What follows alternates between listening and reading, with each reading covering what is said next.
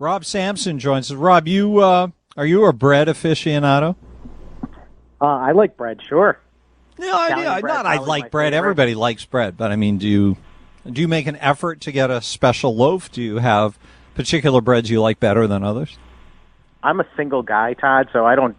My fridge is pretty barren typically, but you can usually find some Wonder Bread in there.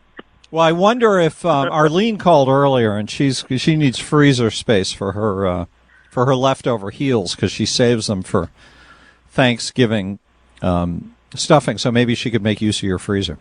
Yeah, she can't have my heels though. There's times when I get desperate. That's right. That's a staple in your house. All right, Rob. So we thought we'd check in with you because you're always a good guy for talking about capitalism and the American system of government. And we do have an American holiday coming up. So if you wanted to make a pitch, I thought that'd be good. Sure. Yeah, no, I've been listening to the show. I heard you speaking with Shari from the leadership program of the Rockies earlier. And I have met her also. And yeah, she told me she's talked to you. Yeah, and I've been talking to the folks from the Charter Oak Leadership Program, and I'm fired up about that. I'm looking forward to learning more and seeing it implemented in our state. And you might know that Senator Joe Markley and myself are very interested in doing similar things, kind of on a different level, where we travel around the state and give little talks and try and teach people about the value of America and our principles, and maybe turn the political system on its ear in Connecticut, and maybe take back this state. It's got to happen. And people need fundamentals. They need principles. Because you hear the principles and it vibrates. You understand it when you hear it expressed. You say, okay, I get that. That's right. You just know it. Right. And I think that's what separates us from the people that are running the state right now, which is that we have principles. And without them, I don't know that there'd be anything special about Republicans. Well, yeah. Because otherwise, without principles, you're just transactional. And somebody can make a good pitch, a good story. This is one of the things politicians use to con voters a lot, which is to use anecdotes and to tell the sad story about somebody who went through this. Therefore, you should give her things. And you're absolutely right. That takes you away from principles. Right, you're so correct about that, because I was just thinking of a few things when you said that. There are times when people will grasp onto the principle of freedom, but then abandon it a few minutes later, and it makes me wonder how that's possible. I'll just use the example of Tobacco 21, which is something we voted on in the legislature this year. People that I know that are conservative Republicans that, generally speaking, believe in limited government and pro-freedom, they will just abandon that principle because they feel like in this particular instance, Tobacco 21, the government has a role to play. And I just don't think that's an acceptable way to view the world. I think that you have to accept that the principle of freedom is paramount, and you shouldn't be deciding when it's useful or not. It's always useful. And if that is your guiding principle, you have to stick to it. Yep. Yeah, I'm with you on that, and because otherwise you get peeled away based on emotions, and that you should be able to smell that dynamic coming as soon as you see a politician. I know I do this and both parties do it. You see on the national scene all the time where they start pitching a sad story about this happened to somebody, and that's why I support this. And you want to run from those people because it's bad policy, anti-liberty policy they're pushing. That's right. Along with naming bills after sunshine, rainbows, animal cruelty, for women's issues, naming bills after people. There was a bill that came forward this year to extend the deadline for the foreclosure mediation program. Not that important a topic, but they named it after Representative Ezekiel Santiago, who passed away earlier this year. Yes, so they're going after but they're using the sympathy to manipulate. It's like you would expect them to do this on the small, like on early voting. They could have called it Shirley's early voting, because last year Shirley got stuck on the train and she couldn't get to. It's like they can trick you with anything. Oh, that's such a sad story. Yes, we need early voting. That's right. And that goes to the main issue of our day in politics, which is the blending of intent and actual policy. Ooh, I like this. Hold on. This sounds like a principle we're going to dive into. Rob Sampson is here, Senator from Wolcott. We'll take more calls coming up, but first, traffic and weather together on the 860-522-9842. Rob Sampson, State Senator. So tell us about your words. Well, we were just talking about the difference between policy and intent. And much like what we were just saying about a lot of these bills being intended to draw at somebody's heartstrings, the way they title them, the way that they are poised to the public. And I think that the Democrats have become exceptionally good at playing on people's emotions.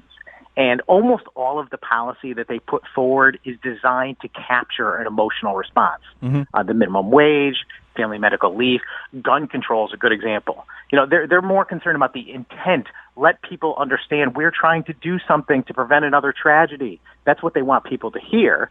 But the actual policy that they put forward with that bill title or that intent rarely seems to match up. And in fact, most of the gun control bills that they put forward are counterproductive. They end up just causing problems for people who are law-abiding, who would never, cause a tragedy ever. In fact, they might be the same exact person who might prevent a tragedy. Mm-hmm. It's something I like to call attention to all the time, and I challenge them on the notion of the intent versus what's actually in the policy. Minimum wage, Todd, is one of the biggest examples.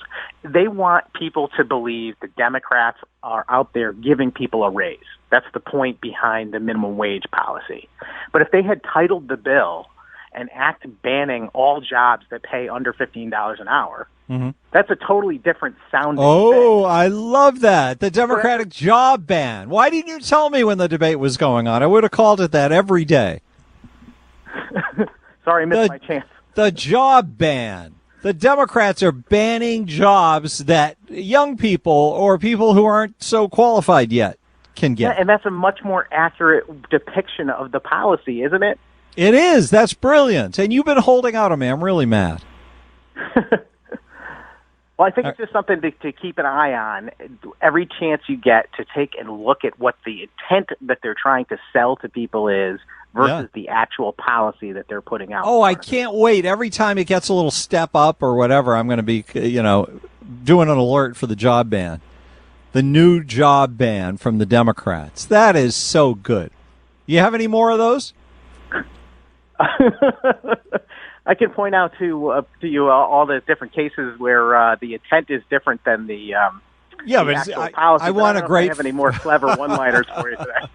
That one is so good. What's another where, because they do love mislabeling legislation to create a totally false impression. Can you think of any others?